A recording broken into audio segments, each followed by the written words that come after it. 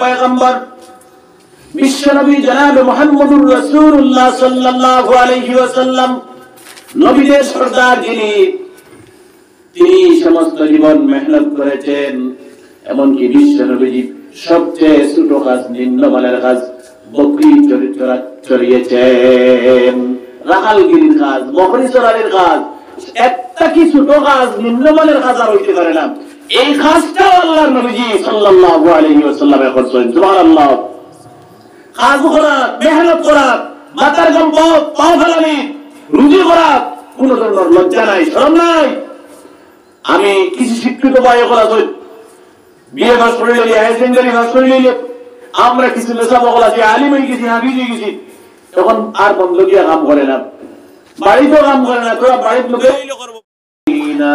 আমানু সাল্লু আলাইহি ওয়া সাল্লিমু তাসলিমা আল্লাহুম্মা সাল্লি আলা সাইয়্যিদিনা مولانا محمد وعلى آل سيدنا مولانا محمد اللهم صل على سيدنا مولانا محمد وعلى آل سيدنا مولانا محمد।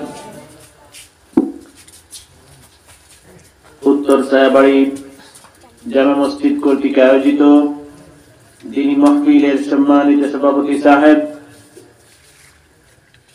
মুআজ্জাজ মুকাররম হযরত উলামায়ে কেরাম, মুরব্বিগণ, যুবক ভাইয়েরা, আপনাদের সম্মুখে আলোচনা যথেষ্ট হয়েছে।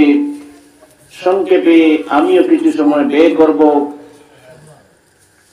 আল্লাহ পাক এত ব্যস্ততা থাকা সত্ত্বেও প্রতিটি মুসলমানকে এই এলাকা থেকে বেছে বেছে কিছু সংখ্যক মুসলমানকে দ্বীনি মাহফিলে এসে বসে আলোচনা করার এবং শোনার পরিবেশ সৃষ্টি করে দিয়েছেন। সেই জন্য মহান মাহবুবের দরবারে অন্তরের অন্তঃস্থল থেকে সকলে প্রাণ ভরে প্রশংসা আদায় করে নেই। সকলে বলি আলহামদুলিল্লাহ। আমার ভাইয়েরা, আলোচনা হয়েছে, আরো অনেক জায়গায় আলোচনা শুনেন। আলোচনার অভাব নেই বর্তমান সময়ে। ওয়াজের, বয়ানের, তাফসীরের প্রতিটি এলাকায়, প্রতিটি মসজিদ মাদ্রাসায় দ্বীনি এদারাকে কেন্দ্র করে দ্বীনি মাহফিলের আয়োজন করা হয়। আমার এইটুকুন বলার মূল উদ্দেশ্য থাকবে, এই ধরনের আলোচনায় কোনো কাজ দেবে না, ওয়াজের মাহফিলে কোনো ফায়দা দেবে না, দুনিয়ায়ও না, মৃত্যুর সময়ও না, কবরেও না, হাসরেও না, যদি আমল করতে না পারি। আমি এবং আপনাকে প্রত্যেককে আমল করতে হবে। যদি আমল করতে পারেন, ইহকাল পরকালের, এই জীবনের পরজীবনের উভয় স্থানেই আল্লাহ পাক আমাদেরকে নাজাত দেবেন শুধুমাত্র আমলের বরকতে। সুতরাং যুবক ভাইদের উদ্দেশ্য করে বলবো, আমল শুরু করেন। আমল না করলে পরে দুনিয়ায় কোনো লাভ হবে না, মৃত্যুর সময়ও ঈমান নিয়ে যেতে পারবো না, কবরটাতেও শান্তিতে থাকতে পারবো না, কিয়ামতের দিনও ফেরেশতারা ঘাড় ধাক্কা দিয়ে জাহান্নামে ফেলে দেবেন। সুতরাং আমল করতে হবে। আমি যে বিষয়ের উপর হাদিস এবং আয়াতে কারিমা তিলাওয়াত করেছি সংক্ষেপে আলোচনা করব। এর পূর্বে শুধু বলতে চাই, এই ওয়াজ আলোচনা ট্র্যাডিশন হয়ে গিয়েছে, প্রথা হয়ে গিয়েছে। সেটা সেই নিয়মকে, সেই ট্র্যাডিশনকে, সেই প্রথাকে ভেঙে যুবক ভাইয়েরা আসেন আমলের মাঠে, আমল শুরু করেন। দুনিয়ায় আমলের বরকতে আল্লাহ পাক আমাদের হায়াতে বরকত দেবেন, রিজকে বরকত দেবেন, অভাব অনটন দূর করে দেবেন। সুতরাং আমল না করলে পরে আলোচনা করা এবং শোনা বেকার যাবে। বরাকবিলের জমিনে আজকের দিনে অসংখ্য প্রোগ্রাম চলছে, অসংখ্য আলোচনার মজলিস চলছে, সেই ওয়াজ কাজে লাগছে না। আমরা ওয়াজ করে যাচ্ছি, আপনারা শুধু শুনে যাচ্ছেন, গান ভরে, মন ভরে, আলোচনা শুনছেন কিন্তু কাজ দিচ্ছে না, কেন? আমল নেই। সুতরাং আমল শুরু করেন। মনে রাখবেন সংক্ষেপ কথা, আমি আপনি পৃথিবীর সবচেয়ে ধনী মানুষ হয়ে যাই, এই ছায়াবাড়ি চেরাগি অঞ্চলের ধনী মানুষ হয়ে যান, কিয়ামতের দিন টাকা আপনাকে জাহান্নাম থেকে বাঁচাতে পারবে না। আমি আপনি এই এলাকার সবচেয়ে বড় পলিটিক্যাল নেতা হয়ে যায়, রাজনীতিবিদ হয়ে যায়, কিয়ামতের দিন রাজনীতি পলিটিক্স আমাকে জাহান্নাম থেকে বাঁচাতে পারবে না। বরং মনে রাখবেন টাকা সঞ্চয়ে, টাকা রুজি রোজগারে, সেভিং করতে গিয়ে আমি নামাজ ছেড়েছি, আমল করতে পারি নাই, কিয়ামতের দিন কারুনের সাথে আমার জাহান্নাম হবে। আপনি পলিটিক্স করতে গিয়ে, আপনি রাজনীতি করতে গিয়ে নামাজ ছাড়লেন, আমল করতে পারেন না, আমাদের সাথে উবাই ইবনে খালফের সাথে জাহান্নাম হবে। আমি জানি শিক্ষিত গুণী ডক্টর, ইঞ্জিনিয়ার, লয়ার ঘন্টা কিয়ামতের দিন কোনো কিছু কাজ দেবে না, জাহান্নাম থেকে বাঁচাতে পারবে না। জাহান্নাম থেকে শুরু বাঁচতে হলে সেই দিন যার যার নিজ নিজ আমলের উপর নির্ভর করে মহান রব্বে করিম সেই দিন যে নাজাতের ফয়সালা করবেন। সুবহানাল্লাহ, শুধুমাত্র আমলের উপর নির্ভর করে। সুতরাং যুবক ভাইয়েরা, আমি আহ্বান করব আমল শুরু করে দেন, নইলে এমন এক দিন আসবে যেই দিন আপনারা দেখেছেন কিছুদিন পূর্বে তুরস্কের মধ্যে ভূমিকম্প হয়েছে, সিরিয়ায় ভূমিকম্প হয়েছে 7.8 রিক্টার স্কেল মিটারে। আল্লাহ চাইলে সেই ভূমিকম্প দিনের বেলা দিতে পারতেন। এখনো রাত্রি 9টা 10টায় আমরা ঘুমাই না, এই সময় দিতে পারতেন। ঘুমের ঘুরে তাহাজ্জুদের নামাজের সময় দুনিয়ার মানুষ ঘুমে ব্যস্ত, এই সময় গজব দিয়ে আল্লাহ পাক তুরস্কের মানুষদেরকে শায়েস্তা করেছেন। ভূমিকম্প আল্লাহর গজব, আল্লাহর আযাব। যে এলাকার মানুষ চূড়ান্ত পর্যায়ে গুনাহ করে, আল্লাহর চূড়ান্ত পর্যায়ের গজবের নাম হলো ভূমিকম্প।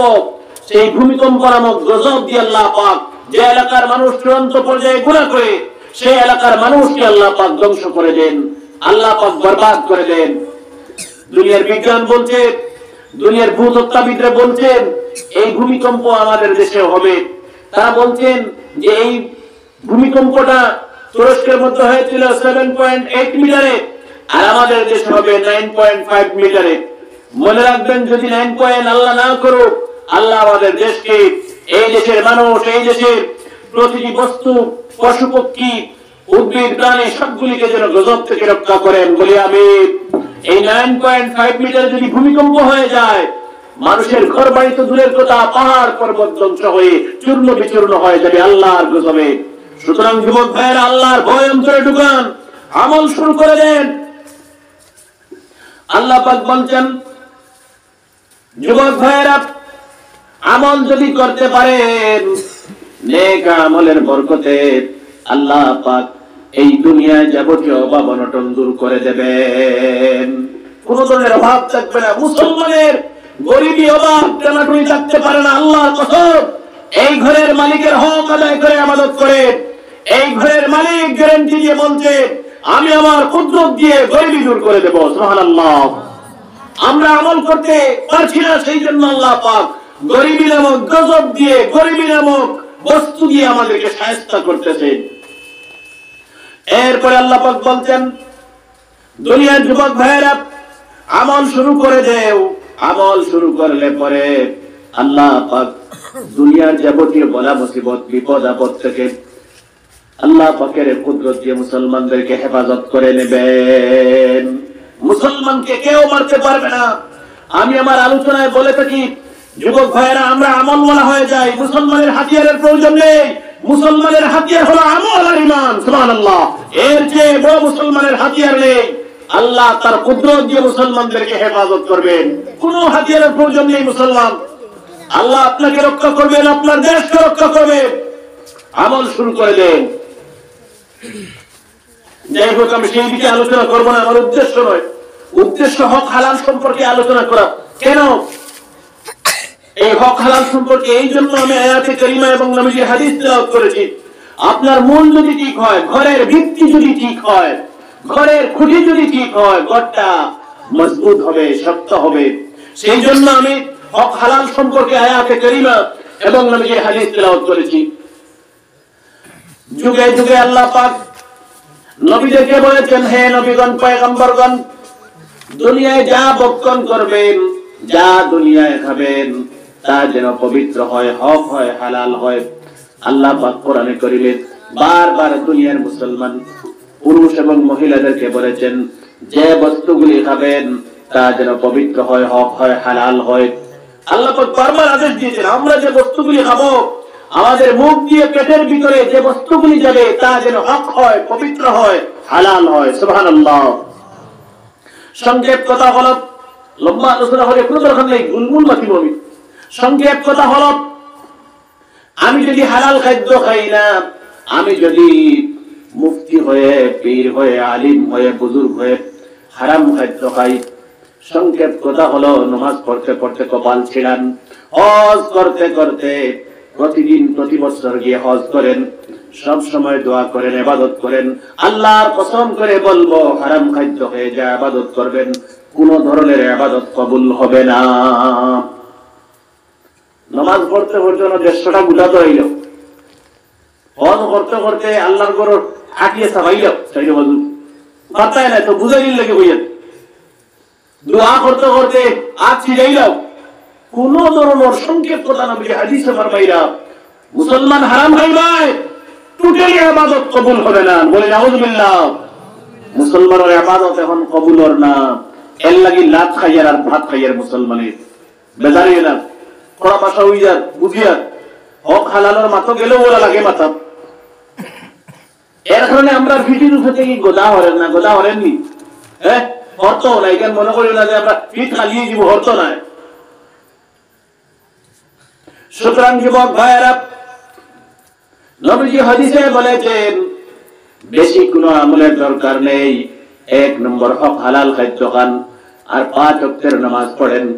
মুসলমান হাত তুলে দোয়া করবে, কোন মানুষ যদি তোমাকে দুনিয়ায় কষ্ট দেয়, হাত নামাতে পারবে না, জালিমকে আল্লাহ পাক ধ্বংস করে দেবেন। গ্যারান্টি, একদম গ্যারান্টি, শিলমোহর মারা কথা নবীজি। এটা কথা যদি বিশ্বাস থাকে না, ইমান থাকবে না। রাত দিন বুঝে আমরা সারা জমাত মান দিয়ে দোয়া করি, কোন গিয়ে আমরা কষ্ট দিয়ে ওগুলো উল্টা দোয়া করি, ওগুলো আল্লাহ বিচার করবানি। এখানে বুঝা যার আমার দোয়া কবুলর না, বুঝা গেছে কিনা আমার দোয়া কবুলর না। এখানে কোনো বিষয় মূল্য করছেন, হারাম খাইছো, তোমার দোয়া কবুল হইতো না, নামাজ কবুল হইতো না, হজ কবুল হইতো না, আত্মার দুনিয়া সদকা করিলাও কবুল হবে না। ইবাদত মুসলমানের 99.9% মানুষের, জাস্ট 0.1% মানুষের ইবাদত কবুল হল। আর এদের বরকতে, এদের ফয়েজে আল্লাহ পাকে দুনিয়ার স্ট্রাকচার রে, দুনিয়ার পরিকাঠামো রে, যেটারে কই আমরা দুনিয়ার নিজাম রে এখনো কায়েম আর দায়ম রাখছে। সুবহানাল্লাহ।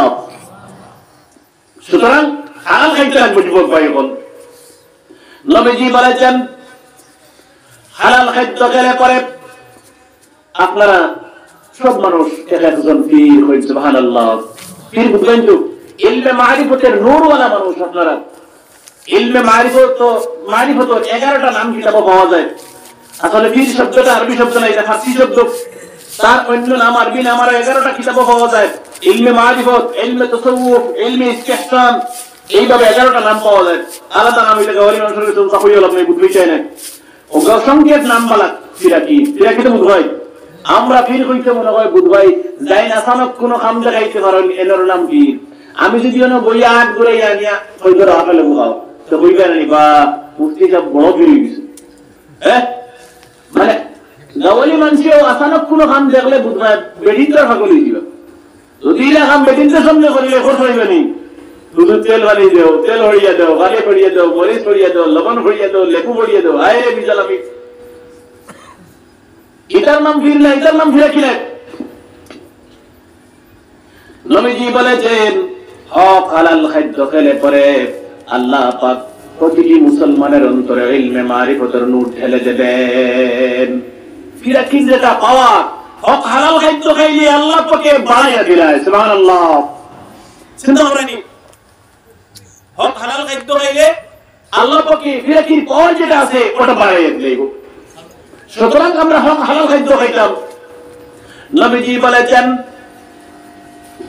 আল্লাহ নবী বলেছেন, আমি বিশ্ব নবীজি একদিন মদিনার মসজিদে বসে সাহাবীদেরকে নিয়ে ওয়াজ করতেছি, হঠাৎ একজন সাহাবী দাঁড়িয়ে গেলেন আর প্রশ্ন করতেছেন, ইয়া রাসূলুল্লাহ আইয়ুল কাসবি আতিয়াবু। নবীজিকে এই সাহাবী প্রশ্ন করছেন, ইয়া রাসূলুল্লাহ সবচেয়ে পবিত্র খাদ্য দুনিয়ার জমিনে কোন খাদ্য? মাইক যাও, আমরা মাতিয়ে শুনদার তো। সবচেয়ে পাক খাদ্য, পবিত্র খাদ্য, হালাল খাদ্য কোন খাদ্য? আমি চাকরি করি রুজি করি, আর হুজুরে মাদ্রাসা পড়াইয়া রুজি করলাম, আর একজনে মাটি কাম করিয়া টাকা রোজগার করলাম, আর একজনে ড্রাইভারি করিয়া রুজি করেন, আর একজনে মেকানিক দিয়ে রুজি করেন, আর একজনে ডিমাপুর দিয়ে রুজি করেন, একজনে কাপড়ের দোকান দিয়ে বিজনেস করিয়া রুজি করেন। তার মানে সারার রুজি করার টেকনিকটা এক ধরনের না, আলাদা আলাদা। সেই সাহাবীর প্রশ্ন আছে, ইয়া রাসূলুল্লাহ কোন মানুষের টাকা বিভিন্ন লাইনে মানুষের টাকা ইনকাম করে? কোন মানুষের টাকা সবচেয়ে পবিত্র, হক, হালাল? সুবহানাল্লাহ, খুব সুন্দর প্রশ্ন কিন্তু সাহাবীর। নবীজি সাহাবীর প্রশ্ন শুনে খুশি হয়ে গেলেন। আল্লাহ নবী খুশি হয়ে বলছেন, আমলুর রাজুলি বিয়াদিহি ওয়া কুল্লু বা'ইন মাবরুরিন আও কামা ক্বালা রাসূলুল্লাহ সাল্লাল্লাহু আলাইহি ওয়াসাল্লাম। নবীজি বলছেন, সাহাবী সবচেয়ে পবিত্র টাকা, সবচেয়ে পবিত্র খাদ্য এই মানুষের দুনিয়ায় যে মাথার ঘাম পায়ে ফেলে সকাল থেকে বিকাল পর্যন্ত মেহনত করে, মজদুরি করে, রুজি রোজগার করে, বিকাল বেলা এর বিনিময়ে যে টাকা পায়, মজুরি পায়, মজদুরি পায়, পারিশ্রমিক পায়, এই মানুষের টাকার চাইতে পবিত্র টাকা দুনিয়ায় নেই। নম্বর 1 হক হালাল। এই মানুষের টাকা মেহনতর, মজদুরির, পসিনা পাওয়াইয়া, মাথার ঘাম পাওয়া ফলাইয়া, তুমি মাটি কাটিয়া, টেলা চালাইয়া, বড় বাড়ির রুজি করিয়া, অথবা গাড়ি আনলোড করিয়া, লোড করিয়া, সুজা কথায় শরীরের ঘাম পাওয়াইয়া যেটা পয়সা পাইছো, এর চাইতে হালাল টাকা দুনিয়ার জমিনে আর নাই। সুবহানাল্লাহ। নবীজি বলছেন, হক হালাল রুজি করো, তুমি খাও, তোমার ছেলেকে খাও, তোমার মেয়ে মা বাপকে খাওয়াও। নবীজি বলছেন, হক হালাল খাদ্য যদি ছেলে মেয়ে খাওয়াও, আল্লাহর কসম করে বলছি এই ছেলেটার মেয়েটার আল্লাহ পাক নবীদের মতো জেহেন বানিয়ে দেবেন। একবার তোমার ভয় শুনবো, জীবনে বলতো নাই। পড়তে পড়তে মাস্টারে পড়াইতে প্রাইভেট আরো 3 মাস্টার করে এর বাদেও কয়, স্যার ওবায় পড়ি ওবায় বলি কিটা হতো। আমার স্কুল হলো ছাত্র আছেন, আমি তো স্কুলে পড়াই, আমার স্কুল হলো ছাত্র আছেন, ছেলেরা মেয়েরা বড় বড় হন, স্যার আপনার মারণ কেউ মারক দুঃখ নাই, রাইট করতে করতে বুকুম বুতর বোকা বকতে বকতে মুখস্থ করলাম, জ্ঞান এলে নাই সারা শেষ। আমি খুঁজে আর কোনো দোষ পাইছি না, পাইছি তার মা বাপে হারাম খাইন তারারে হয়, হাসা আর কোনো দোষ পাইছি না। সুতরাং নবীজি বলেছেন 3 দল মানুষ, আরো বলা করে বুঝুন, 3 দল মানুষ। নবীজি বলেছেন যে কোনো সময় হাত তুলে যদি দোয়া করেন, নবীজি বলেছেন 3 দল মানুষের দোয়া আল্লাহ কখনো ঘুরাইয়া দেন না। বইয়া উবাইয়া ফেকুড়া উজু ভরিয়া আনা উজু ভরিয়া হুতিয়া ঘুমাইয়া মন দিয়া আনা আনা তুলিয়া মনে মনে দোয়া করলেও 3 দল মানুষের দোয়া আল্লাহর কাছে যে তা হইব তা কবুল করিলেন। সুবহানাল্লাহ। মানে এত ইম্পর্টেন্ট পারসন 3 দল মানুষ আল্লাহ পাকের কাছে। নবীজি বলেছেন 1 নম্বর দল হলেন দুনিয়ার মা বাপ। মা বাপ যদি সন্তানের জন্য দোয়া করেন, নবীজি বলেছেন হাত নামাতে পারবেন না, পরীক্ষা করে নেবেন, হাত নামাতে পারবেন না, আল্লাহ পাক মায়ের দোয়া বাবার দোয়া কবুল করে নেবেন। আমার পরীক্ষা করা আছে, আমার মা বাবার দোয়া আমার পরীক্ষা করা আছে, আল্লাহ কিরা কবুল করে। তুমি যদি পরীক্ষা করতে চাও, তোমার বুয়ার অসুখ হয়েছে, পরীক্ষা দিত, বেমার হয়েছে, কি দরকার দোয়া করাইবার, দার দোয়া লইবার দরকার কিনা, খরচ দোয়া লইবার দরকার কিনা, তুমি নিজে তোমার ছেলে মেয়ের লাগে দোয়া করো, আল্লাহর কাছে কবুল করবো। যদি কবুল হয় না তো মনে করলে আমার খানিক বেরাস সুদা কথা। এখানে নবীজি বলেছেন 3 দল মানুষের দোয়া আল্লাহ পাক কখনো ঘুরিয়ে দেন না। কিন্তু নবীজি বলেছেন এই এত ইম্পর্টেন্ট পারসন মা বাপ, আল্লাহ কাছে এত ইম্পর্টেন্ট পারসন মা বাপ, সন্তানের লাগি যেটা কইবা আল্লাহ কবুল করিলেন। কিন্তু নবীজি বলেছেন সেই দুনিয়ার গুরুত্বপূর্ণ ব্যক্তি মা বাপ যদি হারাম খাদ্য খাইয়া দোয়া করেন, সমস্ত জীবন ছেলে মেয়ের জন্য দোয়া করবেন, আল্লাহ পাক হারাম খাদ্য খাওয়ার কারণে কবুল করবেন না। রেজাল্ট জিরো হইব। হারাম খাইয়া কত গুরুত্বপূর্ণ ব্যক্তি আল্লাহর কাছে মা বাপ, ও মা বাবাও যদি হারাম খাদ্য খাইয়া ছেলে মেয়ের লাগি দোয়া করে আল্লাহর কাছে দোয়া কবুল করতো না। সুতরাং খাদ্য বস্তুটা এত গুরুত্বপূর্ণ। নবীজি বলছেন এক নম্বর বস্তু হলো মেহনত মজদুরি করো। দ্বীন ইসলাম শিক্ষা দিয়েছে যুবক ভাইয়েরা ঘোরাফেরা করবেন না, কোন ধরনের অবৈধ ব্যবসা বাণিজ্য করবেন না, চুরি করবেন না, মেহনত করো, মজদুরি করো। এই শিক্ষা দ্বীন ইসলাম দিয়েছে। অবৈধ কোনো ব্যবসা করতাম না। গাঁৱে গাঁৱে টাউনে টাউনে বাজারে বাজারে কিছু মানুষ হাত ফাঁকি ফাঁকি খালি বক্কা চাই জীবন খান যাই তুমি আল্লাহ হচ্ছে তো হেন আল্লাহ হচ্ছে দেন ওলা সয়না করিয়া খেয়ে যায় তুমি, কিছু মানুষের বুঝে নিল। এরকম দ্বীন ইসলামের শিক্ষা দিছে না। দ্বীন ইসলামের শিক্ষা দিছে ভিক্ষা করতাম না। দ্বীন ইসলামের শিক্ষা দিছে মেহনত করতাম, মজদুরি করতাম, পরিশ্রম করতাম। এই শিক্ষা আল্লাহর নবী আমরা দিয়েছেন। পরিশ্রম করা, মেহনত করা নবীর সুন্নাত। সুবহানাল্লাহ। কিতাবের মধ্যে লিখতেছেন এমন কোন নবী নাই যে নবীগণ পয়গম্বরগণ পরিশ্রম করেন নাই। বক্কা বক্কা গুরি গুরি খেয়ে খাইছেন না, কোন নবী খাইছেন না। সব নবী হলে পরিশ্রম করছেন, মেহনত করছেন, মাথার দাম পাওয়া ফলাইছেন। কিতাবের মধ্যে লিখতেছেন মানুষ জাতির আদি পিতা, দুনিয়ার সর্বপ্রথম নবী বা পয়গম্বর হযরত আদম আলাইহিস সালাম, যাকে বলা হয় আবুল বাশার। হযরত আদম আলাইহিস সালাম সমস্ত জীবন কৃষি কাজ করেছেন। হযরত আদম আলাইহিস সালাম সমস্ত জীবন মৃত্যুর আগ পর্যন্ত কৃষি কাজ করেছেন। খেতওয়াল আসলা, কৃষক আসলা, হযরত আদম আলাইহিস সালাম নিজে মেহনত করতেন, মজদুরি করতেন। এরপরে বলতেছেন হযরত দাউদ আলাইহিস সালাম লোহা গলানোর কাজ করতেন। আর বলা হলো ওয়েল্ডিং করা, হ্যাঁ ওয়েল্ডিংয়ের কাজ মওজুবর হযরত দাউদ আলাইহিস সালাম করতেন। কিতাবের মধ্যে হযরত দাউদ নবী বলেন আমি সমস্ত দিন লোহা গলানোর কাজ করে, ওয়েল্ডিংয়ের কাজ করে যত টাকা পেতাম সেই টাকা দিয়ে আমার মা বাবা, আমার স্ত্রী ছেলে মেয়ে সব পরিবারের মুখে হানি তুলে দিতাম। সুবহানাল্লাহ। এছাড়া কোনো এক্সট্রা রুজি আসলো না। নিজে আমি আল্লাহর নবী হইয়া মেহনত করতাম, করিয়া লোহা গলাইয়া আমি রুজি করিয়া যত টাকা পাইতাম ওটা দিয়ে আমার পরিবার মা বাপ স্ত্রী ছেলেদের মুখে খালি তুলে দিতাম। আখির জামানার পয়গম্বর বিশ্ব নবী জনাব মুহাম্মদুর রাসূলুল্লাহ সাল্লাল্লাহু আলাইহি ওয়াসাল্লাম, নবীদের সরদার যিনি, তিনি সমস্ত জীবন মেহনত করেছেন। এমনকি বিশ্ব নবীজি সবচেয়ে ছোট কাজ, নিম্নমানের কাজ বকরি চড়িয়েছেন, রাখালগিরির কাজ, বকরি চড়ানোর কাজ। একটা কি ছোট কাজ, নিম্নমানের কাজ আর হইতে পারে না।